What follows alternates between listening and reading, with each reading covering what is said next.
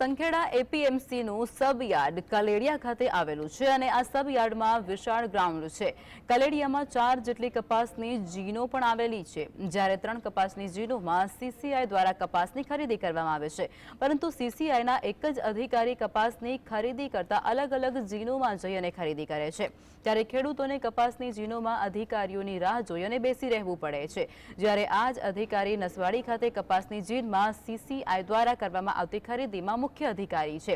આમ 2 તાલુકામાં એક જ અધિકારી હોવાને કારણે 4 જેટલી જીનોમાં 2 તાલુકામાં સીસીઆઈ દ્વારા કપાસની ખરીદી કરે છે, ત્યારે કલેડિયા સબયાર્ડમાં એક જ જગ્યા ઉપર એપીએમસી દ્વારા કપાસની ખરીદી માટે વ્યવસ્થા ઊભી કરવી જોઈએ, કારણ કે સીસીઆઈ કપાસની ખરીદી કરે છે અને તેની શેષ ફી માર્કેટયાર્ડને મળે છે, જ્યારે એક જ અધિકારીને એક જ જગ્યા ઉપર કપાસની ખરીદી કરવા માટે વિલંબ પણ ન થાય અને આ સાથે જ એપીએમસીમાં ખેડૂતોને તમામ સુવિધાઓ પણ મળી રહે।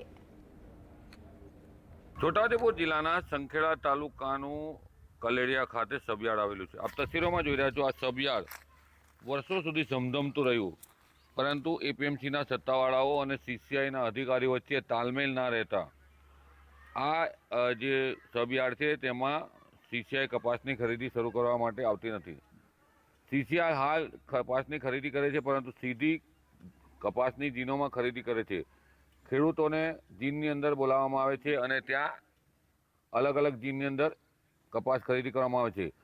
આખા જે નસવાડી, સંખેડા અને બોડેલીની એક જીન છે, 5 જીનોની અંદર એક જ સીસીઆઈનો અધિકારી કપાસની ખરીદી કરે છે, જ્યારે એક અધિકારી 5 જગ્યાઓ પર પહોંચી શકતો નથી। જ્યારે આ કલેડિયા ખાતેના સબયાર્ડમાં 3 જેટલી કપાસની જીનોમાં કપાસની ખરીદી હાલ થઈ રહી છે, ત્યારે અહીંયા હરાજી શરૂ કરવામાં આવે।